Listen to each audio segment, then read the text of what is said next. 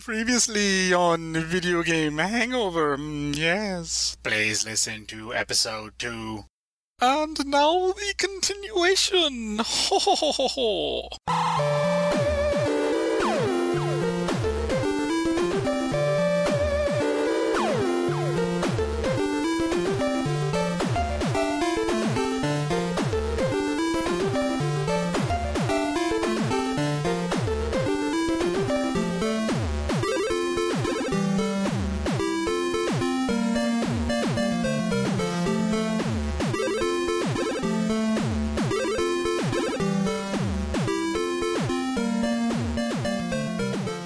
Hello and welcome to a special episode, a special after-school episode of Video Game Hangover. I'm Randy Dickinson, and with me, as usual, are my co-hosts. Hey, I'm DJ Ross, and I love Xbox 360 and Halo and Gears of War. I can see why you said that. Yeah, we're not Sony fanboys here. This might not be the show for you, then. Yeah. Oh. Disclaimer. I'll Hi, this is Paul. I'm Paul. How you guys doing? You guys doing all right? Hi, Paul. I think, we're kind of like robots the way we're pumping these episodes out. It's pretty cool. Do they make robots that pump out episodes? I think they do now.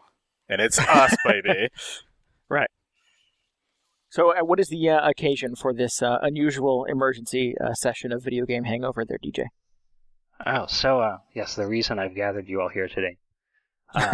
Last night in Tokyo, or maybe this morning, depending on which side of the country you live on, Sony unveiled the successor to the PlayStation Portable, their handheld gaming machine.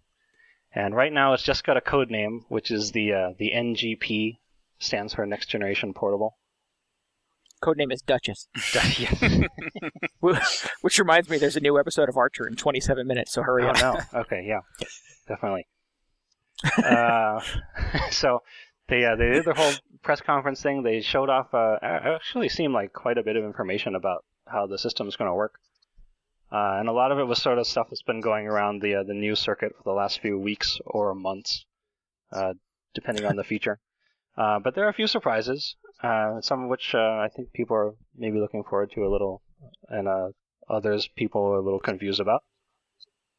But we're going to talk about those. So what do we know so far? I don't know. You tell us. Oh, you weren't up for this. I forgot. That's right. I went to bed. We were all hanging out on the internet late at night. Oh, yeah, we were. I was in bed. Oh, my internet friend. I was like, that was fun. Hope something exciting comes out tomorrow night at 1 a.m. Yeah, really. I hope they're going to announce the next one. Right. With PlayStation 4 the tonight Xbox at 1 a.m. Portable. Exactly. It's just going to be a daily thing for them. Right. But let's see. It looks like a fairly straightforward successor to the PlayStation Portable. It's got sort of the same form factor. It's got a 5-inch OLED display with multi-touch, which is new. Ooh, sexy. The first. What for the for me? What is an OLED? What was that, like a? I don't actually know. Organic light emitting diode, but I have no idea what that means. I think it just I couldn't give you the technical reasons, but I think it's just a brighter picture. Yeah, maybe a clearer it's just picture. a brighter, clearer picture uses less comparable to energy. plasmas. Yeah. Okay. It's I know it's the kind of screen that they have on the Zune HD. So I know that Freaky Ziki from Twitter from Cheap Ass Gamer was very excited when he heard it was going to be OLED. Yeah, because he's got a Zune HD and apparently it's pretty fancy. It's so, all the rage. It's pretty. It's I'm looking forward to seeing it because first time I saw a PSP, I was just blown away by the screen because at the time it was pretty exceptional. Right. So I'm hoping this continues the trend. And I think this is the first time multi-touch is coming to a, quote, proper handheld. And they've got it on the iPhone and Android phones, but I don't think the 3DS has it. I think it's just I don't believe so either. old-fashioned single touch. So we got some multi-touch. We got front and rear cameras. We got all the now standard sort of arsenal of gyroscopes and accelerometers inside. Wow, that's excellent. Right. Well, in the benefit of having a rear-facing camera is so when you're backing your NGP up into the garage, you don't actually run over a bike or something, right? It's got the proximity alarm. Right. Yeah. We'll get to that later. It's interesting because I think the whole package of gyroscope and accelerometer they're calling a 6-axis, like the PS3 controller that everybody sort of forgot about. It's very fancy. I thought that was a kind of a nice tie-in. Kind of a reminder, like, oh yeah, remember that? Oh, sure. Yeah, well, and I remember when I first got my PS3 that they sort of routinely tried to jam in sort of waggling the controller to do something in the game, and then, immediately sort of forgot about that in the further iterations of the game. So, yeah, I couldn't tell you the last PS3 game I played which did that. Maybe Flower? It's the last one that did it well. Right. And, well, that was kind of the only way to play Flower, really. It was great. Right. But I just remember the first Uncharted when Nathan was walking across like a log. You had to sort of balance the controller, otherwise he would fall off. That's terrible. It was awful. It made me want to die. I still don't know which way you're actually supposed to tilt it. You're supposed to tilt it the same way? Never mind. But in a portable system, though, I mean, obviously, if the sort of the touchstone for portable gaming for some people is an iPhone, all of that is multi-touch controls, on-screen controls, or using the accelerometer to tilt the device. So I think if they're trying to sort of get games like sort of iPod games or iPhone games onto a PSP2, that it'll work that way. So I think obviously this is something that's probably more important to a portable device in terms of familiarity and predictability than it is for obviously a home device. Yeah, definitely. I mean, I was already point. already thinking of the last few iPhone games I've played. They're all kind of tilt centered. So I'm wondering now I'm going to have to choose between the iPhone version and the PSP2 version. Who knows? Right. But that'll be cool. Let's see, what else has it got? It's got Wi-Fi like the original PSP. It's got 3G now because that's the new hotness. Oh yes. Yes. Does the 3DS have 3G? I can't remember. I don't think it does. I don't believe so. Well, it might, but we'd have to check episode 2 of Video Game Hangover to find out. All right. I heard of those guys. Well, there's some question about 3G. Well, there's a lot of questions about 3G and how it's going to work in the States. I mean, they really haven't sort of specified what that will be like. Have they? I mean, really, probably not. No. They're very vague. In on Japan, that, yeah. I know it sort of comes sort of with a connection to a Japanese cell provider, but in the U.S., I don't think anybody sort of knows how that's going to work. That is a good question because they're talking about how you'll be able to download games and get updates when you're out and about and not at a Wi-Fi hotspot. So, the question is how much that'll cost you, if anything. Sign up with the Sony plan. Well, I mean, it would be interesting to have it'd be interesting to me, anyways, to have a gaming device that is not a phone that comes with a cell phone contract. Mm-hmm. That, I mean, sort of, if you went to Target and bought this off of a shelf, would it cost X number of dollars? But if you went to a Verizon store and picked it up, would it be cheaper, but you'd be roped into a 2-year contract or something like that for delivery of this service? Mm-hmm.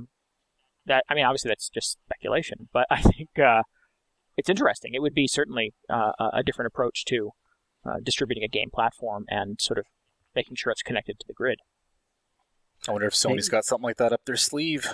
I wonder if they'll do sort of a monthly pay-as-you-go plan like they've got for the iPad right now. Because I think you just pay for 30 days and you get a certain amount of 3G data transfer. Right. But we'll see. Well, I mean, so the other model that's sort of in effect, obviously, is things like the Kindle and the Nook that have like a WhisperNet kind of connection that anywhere there's a 3G service, you can download ebooks and content to the e-readers. But, I mean, obviously that's a bit less intense than actually playing Call of Duty over a 3G connection, Right. I haven't had a whole lot of success using a 3G network for a lot of data packets, so I don't know. We'll see how it goes.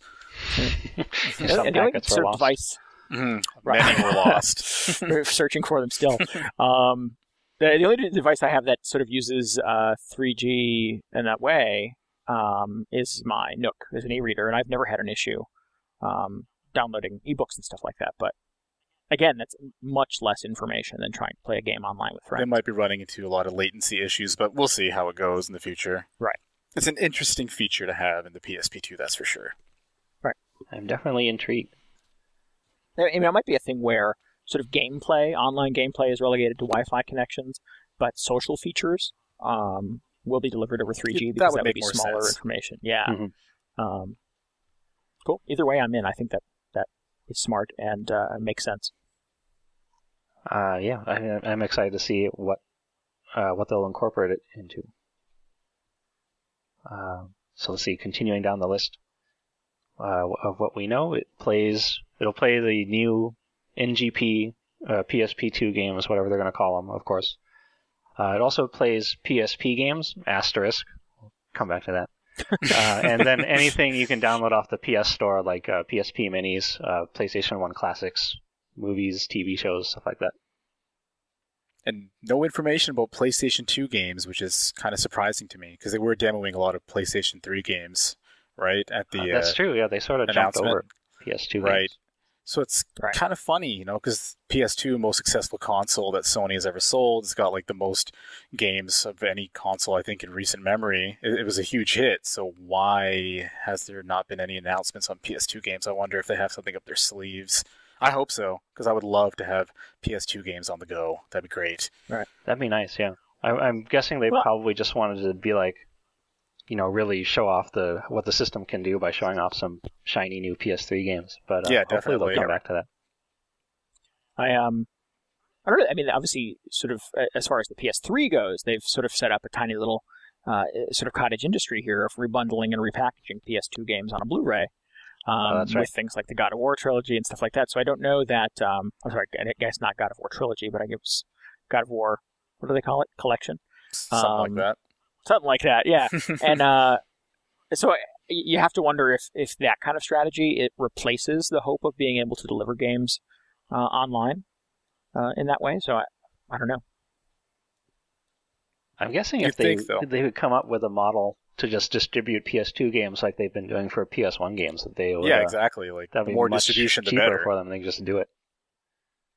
But yeah, it would definitely kill the sales of some of those HD collections to, you know, put out the originals online. Right. Or put the HD collections online. Download them to your PSP2. Who knows? Oh, right. There you go. Has there deliver those digitally? Has there been any sort of mention on what kind of internal memory the system's going to have? Because I don't recall reading anything about that. Not that I recall. No, I don't recall seeing that so either. We may have to use like Sony's little proprietary cards or whatever so they can charge us an arm and a leg for them. I'd put money on it that you're going to be shoving some form of memory stick into this thing. Yeah. Oh, no doubt, yeah. That's okay, we'll see. Got to get your magic gate on. Yeah. Right. Because I noticed that was quite noticeably absent from all the press release information. Right. Well, if it's the same memory sticks the PSPs have used, I mean, prices on those have come down pretty significantly. You can get those fairly cheap. Yeah. But I mean, are they sort of devious enough to create a whole new sort of brand of memory? This is Sony, right? Right. I guess it remains to be seen. So. Well, they do have a new format for the Go, the mini memory stick or whatever it is. Oh, right. That's true too. Yeah. You know, it could be that just if they need to free up a little more space because the original memory sticks are kind of large. Right. But anyway, well, I think it's sort of noteworthy too, and I'm skipping ahead an item here on your list, DJ. But it is going to use sort of flash-based card memory to deliver games on, rather than using the UMDs that the PSPs use now. There was a lot of questioning whether it was going to even use physical media at all, or if it was going to be just digital like the PSP Go. Right. See, if it was going to be all digital, then you would think they would have some sort of internal memory for those games. But the fact that they're not talking about that, I have a feeling in my gut they're going to be releasing a brand new sort of memory stick just for the PSP2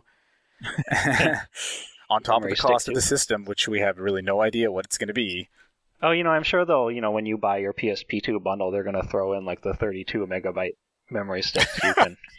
You can store a couple songs and maybe a photo on You can download a screensaver in HD. Yeah. Well, the PSP Go, which obviously is 100% download, has onboard memory. So I imagine this will probably sort of walk the line somewhere between. I don't believe it will ship with zero onboard memory. But how much does the Go have? I don't know the answer to that question. I don't own a Go, so I think 16 gigabyte. I think Oh, really? That number sounds right in my brain. I Yeah, was going to say either 8 or 16. So yeah, that sounds like the right neighborhood. it's too bad none of us have access to an internet connection to look this up. Continue to talk amongst yourselves. Obviously, what's the next item on the? He's doing the some big list. research. More lists. So we're on to sort of the surprising features. I guess the most surprising thing, at least to me, was that the back of the system is a multi-touch panel. So it's sort of like a second touch screen on the back. And they showed some game demos where you're sort of tapping the back of the thing to make objects jump up and down on the screen. Mm-hmm. But yeah, that sort of came out of nowhere. Actually, that's not. There was that little Deviants game where they were sort of. Yeah. He was running his finger along the back of the device, and it was creating sort of a ripple in the image on the screen that was pushing balls or characters or something further down. Yeah, they described. I didn't see this video, but in the Uncharted game, they showed off. They made some reference to using the back of it to simulate like climbing a vine or something like that. Oh, right. And I'm sort of curious how that worked out. Right. And well, and the screen on the front is the touch screen as well, right? Right. Yeah, so it has two touch The screens. sexy screen. And I was right. It's 16 gigabytes of onboard memory on the PSP Go. Well, that can be workable. Although some of these games are getting a lot larger in size. Quite a bit, yeah. And who knows how large PSP 2 games will be. Yeah, exactly. How much space is on a Blu-ray? A million gigs. So much more than HD DVD. Right. I don't know what my point is. Go ahead. Sorry. Has 2 analog sticks, which is kind of exciting. Wait. So I have one more comment about that touch panel. Which is I've actually seen this sort of mentioned in Apple patent applications, I think, for I guess proposed iPod or iPhone interfaces. And so it's always been sort of in the back of my head. I was like, oh, I wonder if that would work out, or if that would be any sort of a viable control method. But I'm also sort of curious, like, I wonder if Sony just saw that and were like, hey, that's cool, we should do that, as opposed to really thinking it through and deciding this was a good interface for their portable. I'm just thinking of when they crammed the 6-axis into the PS3 at the last minute after Nintendo showed off the Wii. But I don't know. I should give them the benefit of the doubt. Maybe it'll be awesome. Oh, it's going to be the best thing ever. Oh, okay. Well, good. That's very reassuring. I'll just take my payment from Sony. Thank you. Okay, back to your analog sticks, Randy. Sorry about that. Well, I think that's the full extent of why that's noteworthy. It has dual analog sticks, and we're not talking about sort of little slider nubby things like on the PSP.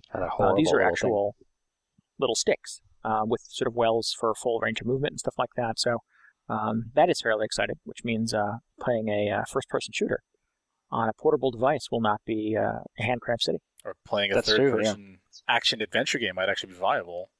Right. I'm really looking forward to, the inevitable Monster Hunter game where you don't have to do the infamous Monster Hunter claw where you wrap your whole left hand around the left side. I would tell you, my left hand would be so sore after playing that game. You gotta fight through the pain. Just get through it. Yeah, I didn't quite build my endurance up past that point, unfortunately. Well, no more with the PSP NGP 2. That is right. Yeah. That is Really hope that's no longer a concern. They don't end up going with that. Right. Well, I mean, they were very clear in saying that it's a code name, so I think sort of the final name for it is going to be announced. Do you guys have some point. any doubt that it will not be called the PSP2? Not really, no. I think you could. That's a safe bet. It's the PS3 Go. Oh, did not see that coming. I really don't either, but PS360.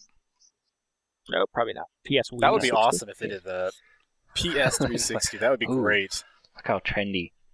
It's like then Microsoft have to throw their portable device in the garbage. It's like, what's the point? What else we talked about how they've showed off PS3 games on it already, so they're saying pretty cool. PS3 quality visuals. Yeah, they were demoing Uncharted 2 on it. They were demoing Metal Gear Solid 4, if I remember correctly. Yeah. So it's clearly a powerful system. Yeah, no doubt. Which is going to cost God knows how much. It's kind of scary, though. I mean, when you have this much horsepower in your system, you have to pay a premium for it. So, No doubt. But the thing is, this system has me a lot more excited than the 3DS, and I think the 3DS will probably be an incredible system as well. But for some reason, this one just has me a little bit more excited. It's probably those dual analog sort sticks. of in the same. Sorry, I'm talking. I was going to say, it's those dual analog sticks have me really That's excited it, really? on the edge of my seat. You're sold on the dual analogs? You had me at dual analog, yeah. No, I think, I think the appeal of the PSP to me originally was that it would allow me to play games that are more along the lines of my taste in gaming. Yeah. I mean, obviously trying to sort of capture a Killzone or an Uncharted experience on a DS would be laughable. So, certainly the DS has its sort of category in place, and I certainly have a giant list of games for my DS that are fantastic, and I wouldn't want those experiences anywhere else. But I think what the PSP and GP, whatever, sort of opens up is an opportunity to take sort of a console experience out of the house with you, which is very much appealing to me. Actually, that's kind of funny you mentioned that, because I don't think I have ever taken my PSP out with me. I always played in the house for whatever reason. It's like a third console that I play on, which is kind of I almost defeats don't the purpose consider of it the being a portable. PSP to be a portable. I don't know. Kind of chunky. No. I spent a lot of time in hotel rooms, so Yeah. I tend to be more open to traveling with gaming than maybe you guys have to be. Well, I mean, if I can throw it in a suitcase or something, then that's cool. But I don't wear an extra large pair of pants so I can shove it into my pocket while I'm walking around the city. If they can Cargo pants. If they can nail the online connectivity, though, that could be something special. I don't know how they're going to do it, but it could be something really amazing. Well, they said you'll be able to connect to the PlayStation Network, which I'm assuming means you'll log in like on the PS3 and get your friends list and everything. Yeah, Mm-hmm. yeah. You'll have a friends list there. The pictures of the user interface, which is not a cross-media bar, which is kind of interesting. Yeah, it's kind of weird. They had sort of the bubbles, little hubs, and yeah. So they're really trying to integrate all their consoles into like one sort of network that you can access from anywhere, which I think it's a pretty good idea. Sure.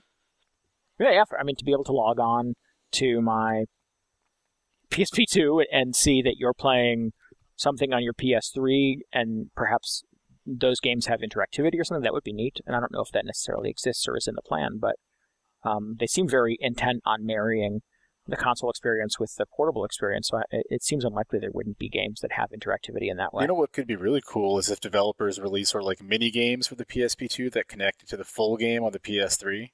I know that companies have tried to do this before in the past. Like I know Sega tried this with their memory card for the Dreamcast, with some little mini games that you can take things from, like that. What was it? Sonic Adventure. You could raise these little chows or whatever and get some sort of bonuses in the game. I wonder if developers. Oh, I remember. Yeah, that. I wonder if developers could do that, but like do almost like fully fleshed mini games on the PSP2, which you can then like quickly upload that information to your PSN network and account, and then download it onto your PS3 account, and then all of a sudden you get like all these bonuses in your full game. That could be kind of cool. That would be pretty cool. It's always been sort of something that developers would talk about. Yeah, wanting to do, like Nintendo, I'm sure has even mentioned it, trying to have some interconnectivity with the DS and the Wii, but right, never seems to materialize. And the way that Sony seems to be going about this, having this hook up to your PSN account and all that, like right on the fly or on the go, whatever, it sounds like they might be trying to like just make everything one big giant Sony network, which would be kind of awesome. It definitely seems like there's a better chance of that happening with this thing, the PSP2. You would think so, yeah. Just because of it's so connected. Well, you take something like that Facebook Assassin's Creed game.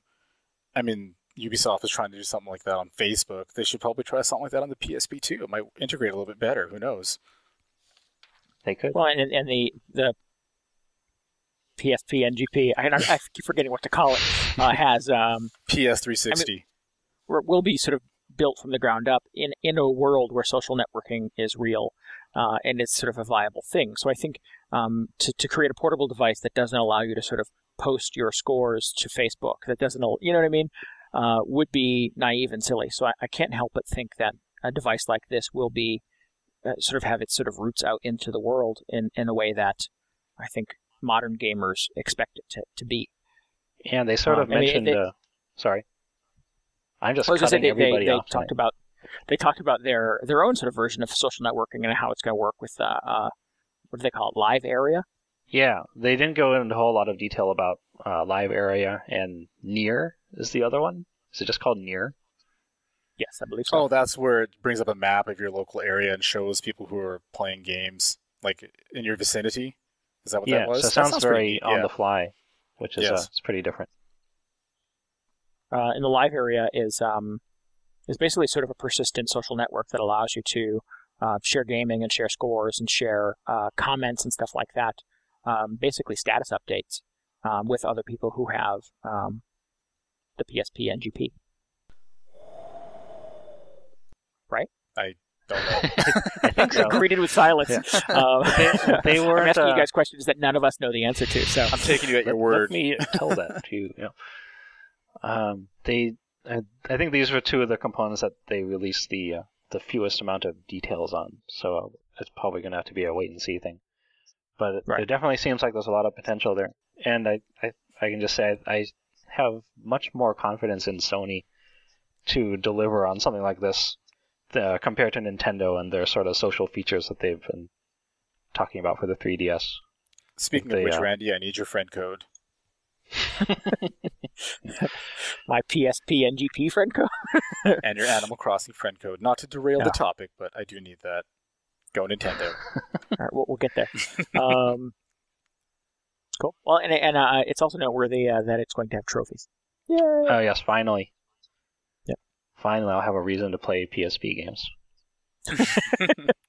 And you'll have sort of one cyber trophy cabinet, basically. So the trophies that you earn on the PSP NGP will feed towards your level score for the trophies you have on your PS3, I presume, right? Just to make sure everyone knows, the trophies you earn on your PSP2 will be tinier and not quite as impressive as the PS3 trophies. They're also not made out of real platinum and gold. Yeah. Cool. So what else? There was the PlayStation Suite, which is not necessarily sort of immediately relevant to the NGP, but it was a way of getting PlayStation content and interactivity on other portable devices, right? Yeah, it was sort of interesting the way they announced it, because they sort of led off with this, didn't they, at the conference? Yeah, this was their opening sort of salvo, yeah. Yeah, and it was like, oh, is this just, talking about the PlayStation phone that's also rumored in development? But, no, it sounds sort of like a framework for Android phones and other mobile devices for developers to create, I guess they're calling it PlayStation quality content, which I'm assuming just means stuff that you run by Sony and they put their stamp on it. And then it all goes out under this banner of the PlayStation Suite. So might they be trying something along the lines of Xbox Live Arcade or whatever, so you can get some sort of indie scene going on this? Well, it reminded me most of like the App Store on the iPhone or the Android Marketplace. Mm-hmm. That was my take on it too. Is I think I got the vibe that it was going to be like an App Store or even something like Steam, where it would be an icon on your desktop that you pop open, in this case on your phone, and it would open up sort of the PlayStation Suite, and in it you would have all the games that you've downloaded from the PlayStation service that you could play online. It would track your scores. It would allow multiplayer and blah, blah, blah. But you could close it and then use it as a phone. Well, I mean, looks like this is going to be a pretty kick-ass system, once everything comes together. So unless you guys have anything else to say, I guess we should probably just wrap this sucker up. Yeah! So let's wrap this thing up. All right, so if you're looking for show notes, I know DJ had collected some links from around the web with some good information on the NGP. So check our website, videogamehangover.com, for that information. If you enjoyed this emergency episode of Video Game Hangover and want to tell us what you think of the NGP, check out the website and get in touch with us there. You should follow us on Twitter. We are VG Hangover. DJ Paul and I are on Twitter as well. You can find links on the website. We would really, really love it if you would recommend Video Game Hangover to your friends. Please do that. We would also love it if you could review us on iTunes. So far, we are a 5-star podcast. Yeah, we've been getting some really good feedback, and we appreciate all of it. Thanks for nursing this video game hangover with us. We'll be back in 2 weeks, or the very next time Sony announces a new handheld. So tomorrow, we'll be back. the PSP PDQ. Yes. Look forward to it. It'll have 5 touchscreens. It's actually just like a big cube with a screen on every side. Anyway, good night. Bye. Bye, everybody. And I think we're going to leave you with this bite-sized edition of Video Game Community Theater. So enjoy. Video games are art. I am Error.